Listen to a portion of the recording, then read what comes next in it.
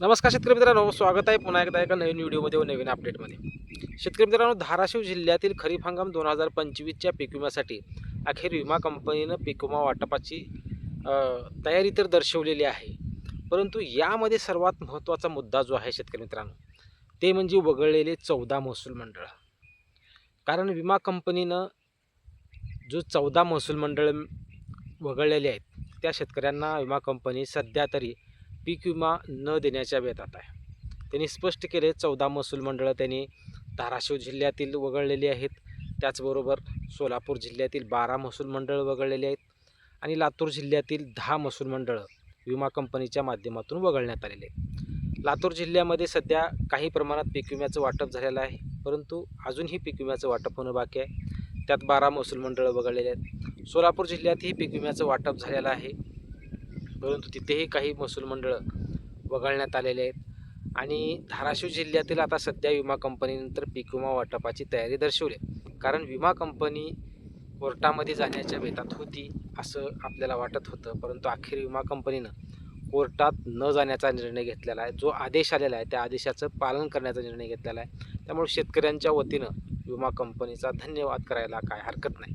शेतकरी मित्रांनो, मुख्य म्हणजे धाराशिव जिल्ह्यातील जी 14 महसूल मंडळ आहेत, त्याच्यामध्ये धाराशिव ग्रामीण, आंबेजवळगा, पाडोळी, जेवळी, धानोरी, माकणी, आनाळा, शेळगाव, जवळा, पाचपिंपळा, सोनारी, आसू, शिराडोन आणि वाशी या 14 महसूल मंडळामध्ये सध्या पीक विमा कंपनी पीक विमा न देण्याच्या बेतात आहे. परंतु यासाठी काय प्रयत्न केले जात आहेत यासाठीचे अपडेट आजच्या व्हिडिओच्या माध्यमातून आपण घेणार आहोत.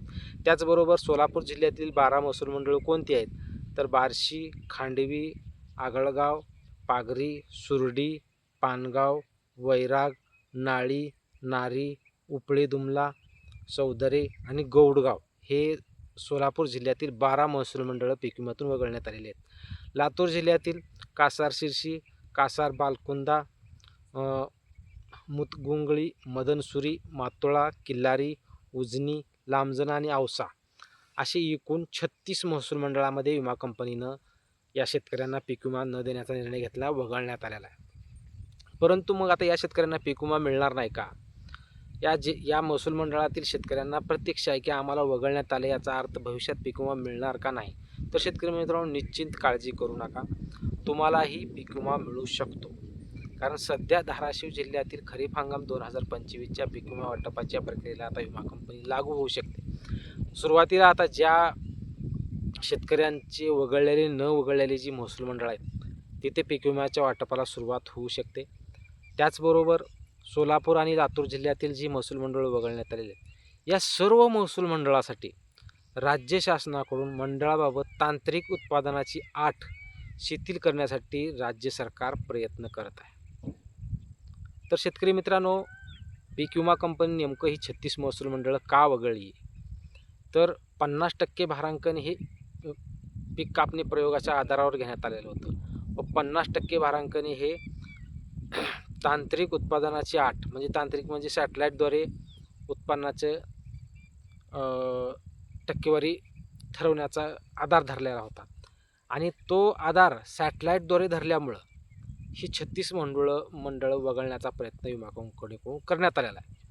आणि पीक कापणी प्रयोग आधारित जी मंडळं घेतलेली आहेत ती टोटल धाराशिव जिल्ह्यातील, सोलापूर जिल्ह्यातील आणि लातूर जिल्ह्यातील यांच्यासाठी पीक विम्याचा मार्ग मोकळा आहे, त्याचा विषय नाही.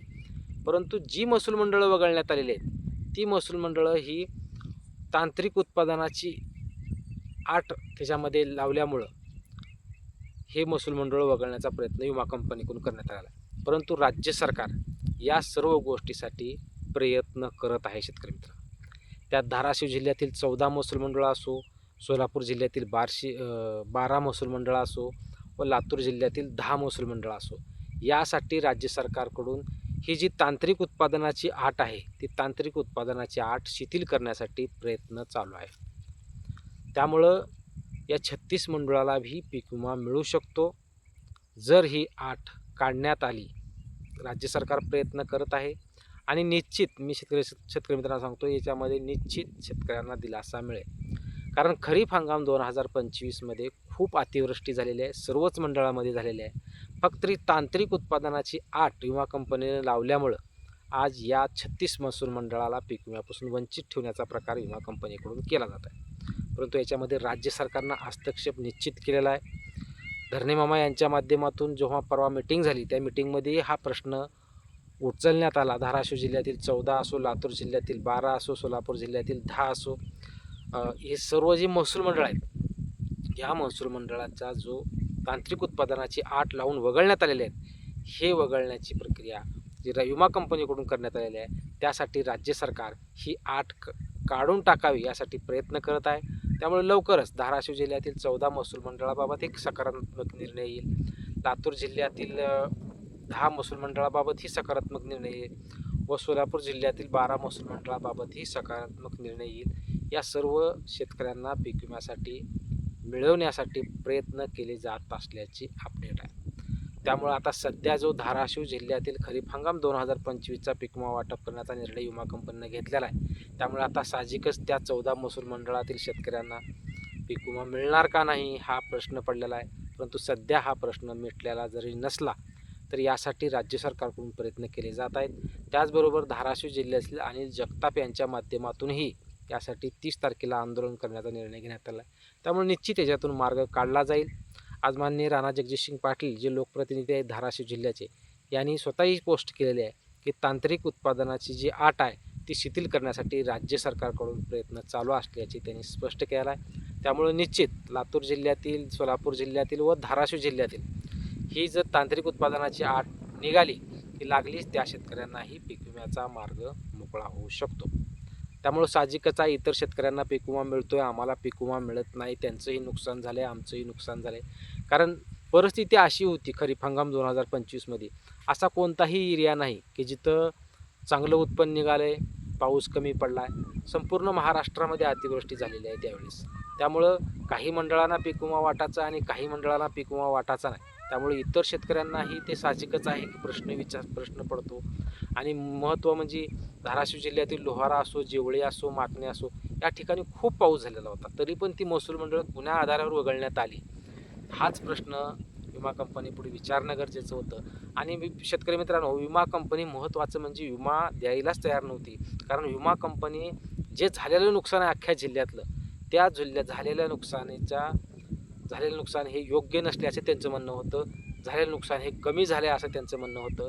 आणि खूप मंडळावर जो आक्षेप विमा कंपनीनं घेतलेला होता की तिथून जो आलेला पीक कापणी प्रयोगाचा रिपोर्ट आहे तो चुकीचा आहे असं त्यांचं म्हणणं होतं.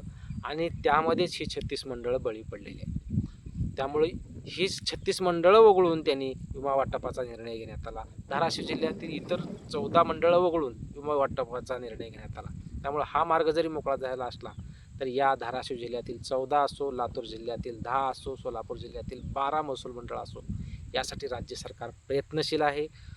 लोकप्रतिनिधी प्रयत्नशील आहेत. लवकरच याबाबत एक चांगली अपडेट येऊ शकते. त्यामुळे तुम्ही जर चॅनलवर नवीन असाल तर चॅनलला सबस्क्राईब करून ठेवा.